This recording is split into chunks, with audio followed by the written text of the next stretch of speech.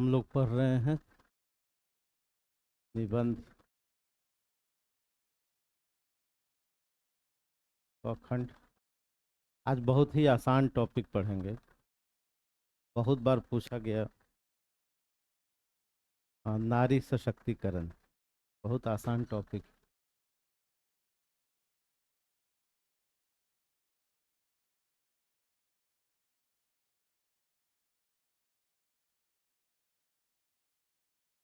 लगभग पूछा ही जाता है। लगभग आउट सवाल है। बीपीएससी के भी स्तर पर आउट सवाल है ये। नारी सशक्तिकरण का क्या मतलब है? कौन बताएंगे? पहले नारियां ही बताएं। आप लोगों को अगर सशक्त किया जाए तो इसका क्या मतलब? क्या चाहती हैं आप? आप अपना डिसीजन खुद लेना चाहते हैं, अभी नहीं ले पाते। बोलने का मौका दिया जाए, और अभी बोलने का मौका नहीं दिया जाता है। क्या? उतना नहीं बोलने दिया जाता है। हाँ जी, अभी आज तो नारियों का ही दिन है। नारी सशक्तिकरण। हाँ हाँ हाँ। हर क्षेत्र में आत्मनिर्भरता।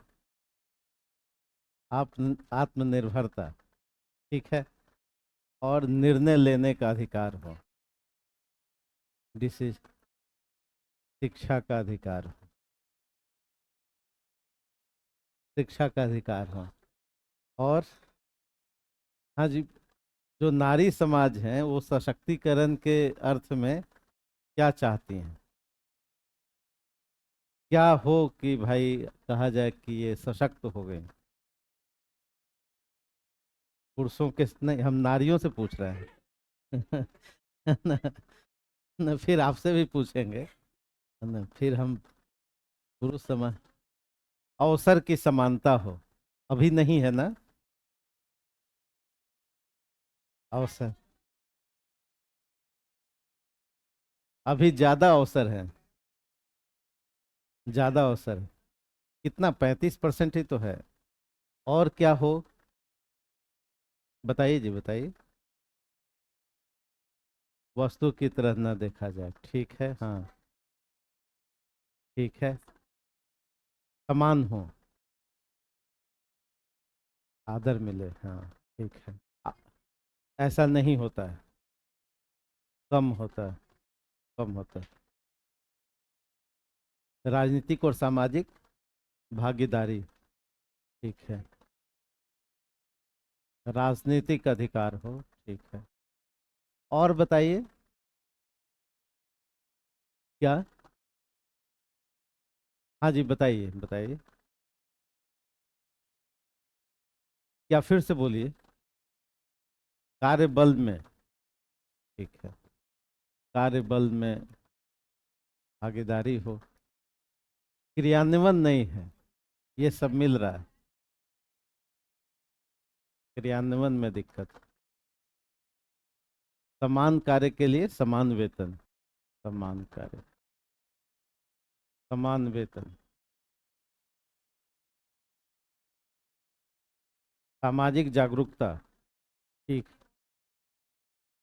कार्यस्थल पर संरक्षण, बिल्कुल ठीक। अच्छा, कार्यस्थल पर संरक्षण नहीं चाहिए। नहीं चाहिए। हाँ, बिल्कुल सही। कार्यस्थल पर संरक्षण नहीं चाहिए। लेकिन उसमें सुप्रीम कोर्ट ने विशाखा गाइडलाइन जारी किया है। विशाखा निर्देश है कार्यस्थल पर संरक्षण के लिए। और बताइए। और पुरुष समाज भी अब बताइए, है ना? कि भाई। हाँ जी, बताइए। आर्थिक आर्थिक भागीदारी नारियों को ही मिले। ठीक है। और कुछ बताना चाहते हैं? तो समस्या कहाँ पर है? ये सब ठीक है, चाहिए तो प्रॉब्लम कहाँ पर है? पेन पेपर पर सिमटा हुआ। क्या बतलाता है? रूढ़िवादी मानसिकता को बताता है। ठीक है। और पितृ पुरुष प्रधान समाज है। पुरुष प्रधान समाज से, तो कैसे होगा वो? तो मतलब आप चाहते हैं कि शोषित होने वाला 1000 वर्षों से अब बराबरी करे, क्यों नहीं वो 1000 साल पहले शोषित कर ले, फिर बराबरी की बात होगी। नहीं। हम लोग नहीं किए। अच्छा, 1000 सालों से जिसका शोषण हुआ, क्यों नहीं वो आपका 1000 साल पहले शोषण कर ले, फिर उसके बाद, है ना, फिर उसके बाद बराबरी की बात होगी। नहीं, तो बेसिक बात कैसे आखिर होगा ये? कोई ऐसा मेडिसिन हो, कोई ऐसा टूल हो, कोई ऐसा इंग्रेडिएंट हो जिससे, हाँ, और कोई सुझाव देना चाहते हैं कि इसका सॉल्यूशन कैसे हो? प्रॉब्लम तो एरियाज हम लोग डिफाइन कर लिए, कैसे, वही तो। पुरुषों को चेंज क्या करनी होगी चेंज? अच्छा, करके तब जाए। हम्म। उनका कहना है कि जी लाठी तो हम खा रहे हैं। नहीं, लड़कियां मार खाने के लिए। अच्छा, तो आपने, तो सुरक्षा के लिए लोग 4 कपड़ा पहने होंगे। चलिए, तो अच्छी बात है। हाँ, कुछ बताना चाहते हैं बच्चों में, पुरुष समाज में। ठीक है, नैतिक मूल्यों का कैसे क्या किया जाए बताइए, पढ़ाया जाए शिक्षा में। तो शिक्षा में बताने वाली तो माताएं भी हैं। नहीं, वो तो हर घर में। चलिए, और हाँ, बताइए, एक एक करके बोलिए, और कुछ नई बात किसी के पास हो, कोई नई बात हो तो बताइए। क्या? मानवीय मूल्यों पर बल देना। इनका कहना है कि जी पुरुष तो खुद ही पीड़ित हैं उनका। एक पीड़ित दूसरे को क्या अधिकार दे, है ना, इनका कहना। हाँ, आप कौन होते हैं तो कौन दे? क्योंकि सबने सब रख लिया है, सारा पहले से रखा हुआ है। सशक्त कर देंगे तो फिर दिक्कत आ जाएगी। चलिए, अब समझते हैं। हाँ, चलिए, अब हो गया। हाँ, सशक्तिकरण। हाँ, लास्ट लास्ट सजेशन। हाँ, बताइए। अधिकार पुरुष। ठीक है, ठीक, ठीक। आप क्या कहना चाहते हैं? ठीक है, ठीक है, चलिए, तो हम लोग गुड पढ़ते हैं। चलिए जी, नारी, ये टॉपिक है हमारा, और सशक्तिकरण टॉपिक है। तो मतलब साथ, का मतलब क्या हुआ? साथ, और शक्ति, पावर, ये शब्द है, और करण एक टॉपिक। करण का मतलब प्रोसेस।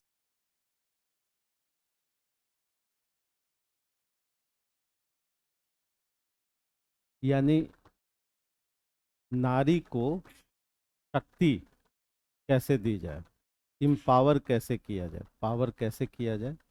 करण का मतलब हुआ वो कौन सा तरीका होगा, वो कौन सा कार्य होगा, वो कौन सी पद्धति होगी, वो कौन सी प्रक्रिया होगी, वो कौन सी नीति होगी, वो कौन सा नियम होगा। ये करण, प्रोसेस है। और हमको पावर देना है, पावर के साथ नारी को सशक्त करना। सब मतलब होता है साथ, शक्ति मतलब पावर, करण का मतलब वो प्रोसेस क्या है, वो क्रिया क्या है, वो नीति क्या है, वो नियम क्या है, यानी कैसे हम कर सकते हैं। शक्ति का मतलब क्या है?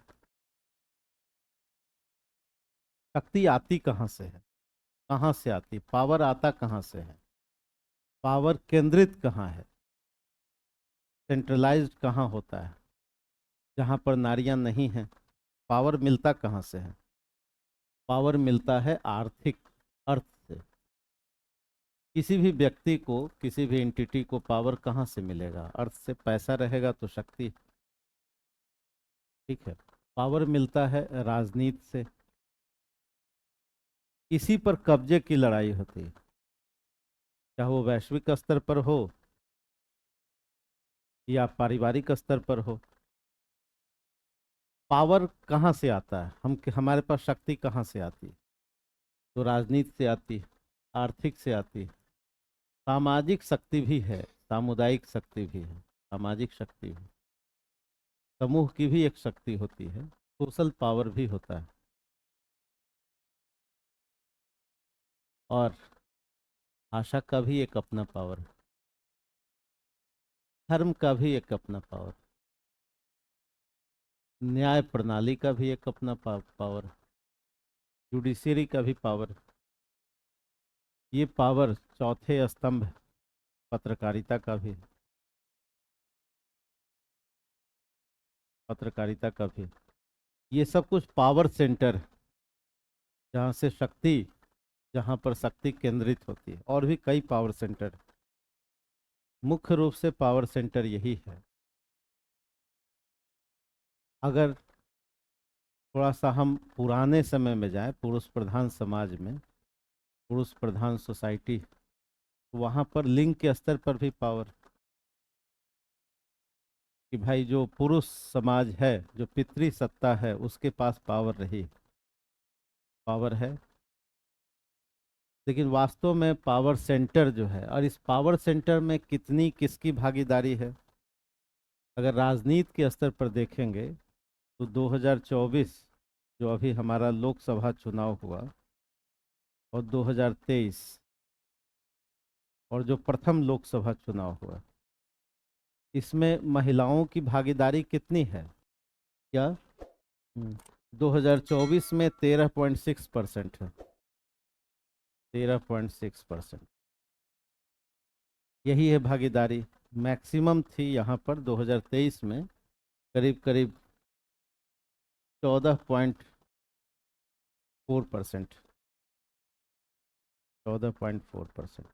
और यहाँ पर जो प्रथम था 5 के करीब था, 5.5%। तो राजनीति में जो भागीदारी है, ये हम संसद की बात कर रहे हैं, अभी विधानसभा और ये लोकसभा की बात कर रहे हैं, राज्यसभा में तो और ही कम है। तो ये भागीदार, हाँ, 2019 होगा। 2019 में कितना है ये, यानी अभी कम है, 13% है, 13.6। और बाकी कौन है? बाकी पुरुष है। ये कब है? जब संविधान लागू हुए कितने वर्ष हो गए? 26 जनवरी 1950 को हमने लागू कर दिया, और ये स्थिति अभी बनी हुई है ना, बहुत पीछे है। आर्थिक स्तर पर भी संसाधनों में कितना हिस्सा है, सामाजिक शक्ति के रूप में कितना है, भाषा की शक्ति के रूप में कितना है, और धर्म में तो कहीं जगह है ही नहीं, बहुत कम भागीदारी है।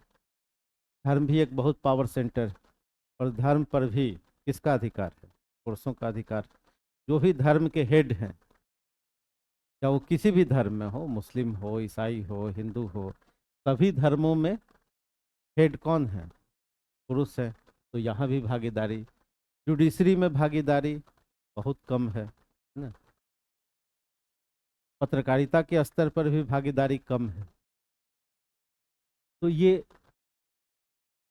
पावर सेंटर जो जितने हैं हमारे पावर सेंटर, उसमें हमारी भागीदारी क्या है? ये नारी समाज की भागीदारी कम है। अब इसमें कैसे भागीदारी होगी, और इस भागीदारी का मतलब क्या है, और पूरे सशक्त होने का मतलब क्या है? सशक्त का क्या मतलब, सरल मतलब क्या है? ये तो भागीदारी हो ही। सशक्त का मतलब है कि स्वयं का निर्णय, खुद का निर्णय हो, और स्वयं के लिए भी हो, स्वयं के लिए। सशक्त का अगर सरल सी परिभाषा दी जाए कि हम डिसीजन ले सके, और डिसीजन तभी ले सकेंगे जब पावर होगा, जब हम सशक्त होंगे, और स्वयं के लिए भी ले सके। क्योंकि अभी वर्तमान स्थिति ये है कि जो निर्णय है वो पितृ सत्ता ही लेती है। निर्णय कौन लेता है? जो बचपन है तो पिता लेता है, और फिर उसके बाद जब बड़े हुए तो पति लेता है, और फिर और बुजुर्ग हुए तो पुत्र लेता है। जब और वृद्ध हुए तो फिर कौन लेता है? पुत्र लेता है निर्णय। तो ये निर्णय की भागीदारी नहीं है, स्वयं के लिए भी नहीं है, दूसरे के लिए तो छोड़ ही दीजिए, स्वयं के लिए भी नहीं। और इस पावर सेंटर जितने हैं इसमें भी भागीदारी नहीं। आखिर ऐसा हुआ क्यों है? क्यों हुआ है? इसके पीछे बहुत सारे कारण हैं, है ना। आखिर ये सदियों से स्थिति ऐसे कैसे बन गई, और बनने से घाटा क्या हुआ है समाज को? तो क्यों हुआ है? तो इसके पीछे ऐतिहासिक कारण हैं, क्योंकि इसके कारण इतिहास में छुपे हुए हैं। और आप जानते हैं कि ऋग वैदिक समाज के बाद जो सभा समिति और विदथ में आपकी भागीदारी थी महिलाओं की, निर्णय लेने में भी भागीदारी थी, मंत्रों को रचने में भी भागीदारी थी, धीरे धीरे उत्तर वैदिक समाज से ये भागीदारी कम होती गई। और कास्ट के सिस्टम पर भी जन्म आधारित जाति व्यवस्था, और उसमें सर्वाधिक पीड़ित रही नारियां। और जो सो कॉल्ड बड़े बड़े साम्राज्य भी हुए वहां भी नारियों की स्थिति कुछ अच्छी नहीं थी। जैसे मान लिया कि मौर्य साम्राज्य, जिसको आप कह सकते हैं कि एक बेहतर समाज रचने की कल्पना की गई थी। चंद्रगुप्त मौर्य भी थे और नीति निर्माता चाणक्य भी थे, लेकिन वहां पर भी नारियों की अच्छी स्थिति नहीं थी, क्योंकि विभिन्न नारियों को वो गणिक के रूप में, नृत्यांगना के रूप में, यानी शारीरिक शोषण हर जगह होता रहा गणिका के रूप में। बहुत क्रांतिकारी था बौद्ध धर्म 600 बीसी, वर्ण व्यवस्था के स्तर पर बहुत क्रांतिकारी माना गया। कर्मकांड के विरोध में बौद्ध क्रांति हुई, भाषा के स्तर पर भी बौद्ध क्रांति हुई, पाली भाषा लिया गया, लोक भाषा को वरीयता दी गई, कर्मकांडों का विरोध किया गया, जाति व्यवस्था का विरोध किया गया, और ईश्वर पर भी प्रश्न चिन्ह खड़े किए गए। 62 अनिश्वरवादी संप्रदायों का विकास हुआ, जिन्होंने ईश्वर के औचित्य पर या तो मौन रहे या तो विरोध किया। यहाँ भी बौद्ध धर्म में भी नारियों की स्थिति अच्छी नहीं रही, और कहा गया कि अगर संघ में प्रवेश होगा तो कम दिन चलेगा। अगर संघ में महिलाओं को प्रवेश दिया जाएगा, ये भी निर्णय कैसा था? एक पुरुष प्रधान निर्णय था कि संघ में महिलाओं का यदि प्रवेश होगा तो कम दिन चलेगा, तो पुनर्विचार करने की आवश्यकता है पुरुष प्रधान संघ को, क्योंकि कमजोरी तो वहां थी। हाँ, कम दिन तक चलेगा। ये कहा गया कि भाई बौद्ध संघ में यदि महिलाओं की भागीदारी होगी तो ये कम दिन तक चलेगा। ठीक है, तो कम दिन तक चलेगा तो किसका दोष हुआ, पुरुषों का या महिलाओं का? पुरुषों का दोष। अगर आपको अपनी ही शक्ति पर, अपने ही संयम पर भरोसा नहीं है, तो ये दोष किसका हुआ? स्वयं उस बौद्ध संघ का हुआ। नारियों का तो उसमें दोष नहीं हुआ। हाँ, जहाँ तक पुराण की बात है, स्मृतियों की बात है, धर्म ग्रंथों की बात है, तो यहाँ भी जितने भी धर्म ग्रंथ रहे, चाहे वो किसी भी समाज के धर्म ग्रंथ रहे, सबके अगर द्वितीय नागरिक की तरह देखा गया, चाहे वो मनुस्मृति में देखा गया हो और पुराणों में भी देखा गया हो, इस्लाम धर्म में भी जो हलाला की प्रथा थी, है ना, ईसाई धर्म में भी, यानी सब धर्म के निशाने पर जो सबसे कमजोर वर्ग रहा, नारियों को केंद्रित किया गया है। अब जब मुगल प्रथा आई तो 12वीं सदी में पर्दा प्रथा शुरू हो गई। पर्दा प्रथा शुरू हो गई। पर्दा क्यों हुआ? उसके पीछे भी नारियों का शोषण का इतिहास छुपा हुआ है ना। तो ये सब स्थिति, यानी नारी का जो शोषण है, या नारी को जो दोयम दर्जा दिया गया या द्वितीय नागरिक का दर्जा दिया गया, ये सब इतिहास के पन्नों पर दर्ज है। अंग्रेजी सत्ता आई, अंग्रेजी सत्ता आई तो धीरे धीरे आधुनिक शिक्षा का विकास हुआ, फिर उसके बाद संविधान लागू हुआ। संविधान लागू हुआ तो ओवरऑल नारियों को अधिकार मिले। धीरे धीरे वो अधिकार की बात हुई, और क्रमशः वो गति से, बहुत धीमी गति से ही उसमें प्रोग्रेस हो रहा है, क्योंकि संविधान ने लिंग के आधार पर भेदभाव नहीं किया। और तब आपने कहा कि नहीं जी, समता भी मिलनी चाहिए, प्रतिष्ठा और अवसर की समता सबको हो। सबको हो तो उसमें नारी भी है, उसमें जाति का कोई भी पायदान हो या धर्म का कोई भी पायदान हो, सबको मिलना चाहिए। प्रतिष्ठा और अवसर की समता सबको मिलनी चाहिए, प्रतिष्ठा की भी और अवसर की भी। तो संविधान जब देने लगा तो धीरे धीरे इसमें प्रगति होती गई। ठीक उसी तरह से स्वतंत्रता की भी बात की गई और न्याय की भी बात की गई कि भाई सामाजिक स्तर पर भी न्याय हो, आर्थिक स्तर पर भी न्याय हो और सबको हो और सबके लिए हो। समावेशी विकास की बात हम लोग करने लगे। तो जब संविधान लागू हुआ तो धीरे धीरे प्रगति हुई।